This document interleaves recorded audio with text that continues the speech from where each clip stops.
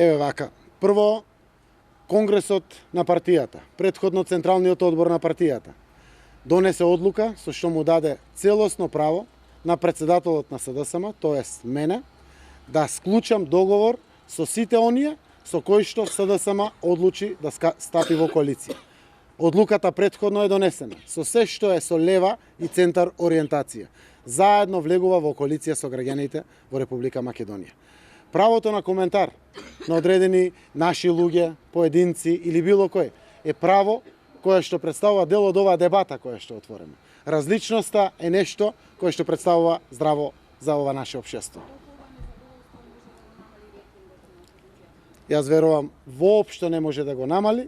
Мислам дека правото на дебата е квалитет на Социјалдемократскиот сојуз, на граѓаните со сите своји различности кои што се вградени овде во оваа коалиција и е апсолутно здраво за Македонија. Може да придонесе само во раст на рейтингот на здружената опозиција заедно со граѓаните на Македонија. Дали ги заокруживте листите во сите избирачки единици и дали имате се уште проблеми со добивањето послаби? Правниот совет во партијата интензивно работи. Знам дека вадиме и од кривична и од казнена евиденција, за да не дојде било каква дилема. Секако, комплетноста на листите треба да биде завршена до вечер, до 24 часот, кога ќе се поднесат листите и верувам дека ќе бидат обезбедени навремено сите документи за нивно поднесување. Може ли нешто повеќе за тоа дека гласните заканува на следуците што ги материјали? Еве вака, нешто што е актуелно долг период, заканите во Република Македонија се наше секојдневие и не е нешто ново. Знаете како? Она што јас го заклучив од тоа што е присутно во медиумите, разговорот со некој можен сведок на било која независна институција, посебно независната СЈО, предизвика дополнителни притисоци од власта не само врз сведоците, најверојатно и врз обвинителите и истражителите во специјалното јавно обвинителство. Не навлегувам во деталите заради тоа што тоа е работа на независна институција која што е формирана, но секако го осудувам заканувањето од било кој во Република Македонија врз било кого, без разлика дали е тоа сведок, дали е обичен граѓанин, дали е работник, дали е бизнисмен. Ние 91 година одлучивме да градиме демократско општество, каде што слободите ќе бидат апсолутно абсолвирани во нашиот прагматизам, секојдневно живеејќи го животот во Македонија. Господине Заев, само уште едно прашање.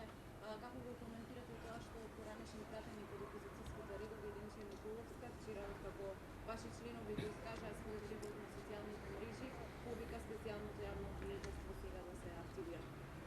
Знаете како? Социјалдемократскиот сојуз и луѓето што го поддржуваат и СДСМ и оваа наша заедничка коалиција е составен од многу различни поединци. Така да ставовите на СДСМ се јасни. Имаме независна институција зад која што застана 118 пратеници, а претходно лидерите на 4 политички партии и го поддржија законот за основање на самата институција со целиот нејзин конституитет, но и лицето кое што ја води таа институција. И наше е до тамо да се мешаме. Не треба да се мешаме во независноста на работењето на било која независна институција, впрочем, на она која што блеска и е жар, надеж за враќање на правдата во Македонија. Така да никогаш не се мешам, верувам дека СДСМ не треба да се меша, не треба никој да се меша во Република Македонија, но секој поединец е сепак своја сопствена индивидуа. Ве молам?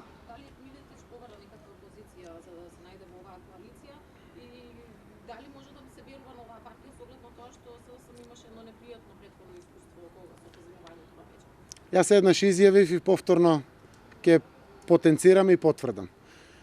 Порано или подоцна, секој што се одважил, се охрабрил и тргнал да се бори против режимот, за да ја ослободиме Македонија и повторно да биде нормална земја, а тоа и допрева и уште ќе се случува, до последниот гласач на изборите, е вредно за почит и поддршка. Господинот Милетич се приклучи без да бара било каква позиција од СДСМ. Значи, тој не бара пратеничко место, бара фер шанса да се покае за грешката и секако увидел дека режимот мора да го срушиме за да имаме нормална земја и се приклучи без било каков услов во Социјалдемократскиот сојуз, коалиционите партнери кои што беа веќе утврдени заедно со нас во коалиција и граѓаните кои што заедно со нас настапуваат. Ова се најубавите, најдобрите, најперспективните и најразличните листи што Република Македонија ги имала од својата самостојност досега. Јас сум толку среќен што имаме вакви листи. Јас сум толку оптимист после донесувањето на ваквите листи. Јас сум горд што мојата партија се одважи и отстапи од себе за да вгради независни граѓани интелектуалци нови листи, кои што знам дека после победата ќе бидат сериозно сидро во враќањето на сјајот на парламентот, а преку тоа на враќањето на независните институции во Република Македонија. Како го толкувате временото исчезнување на Никола Груевски во нападите кон вас, освен нели тоа што друго преводуваат сега за него? Смятате дека полека се повлекуваат? Сваќа дека не може повеќе? Сето тоа е на ниво на шпекулации. Јас многу малку и јас го коментирам нашиот политички противник заради тоа што генерално со завршувањето на проектот Вистината за Македонија и предавањето на материјалите завршив да ги давам сите детални коментари или посветеност кон нашиот политички противник. Сме посветени и ние комплетно на позитивна кампања со што сакаме пред граѓаните да ја испорачаме нашата визија за едината на Македонија.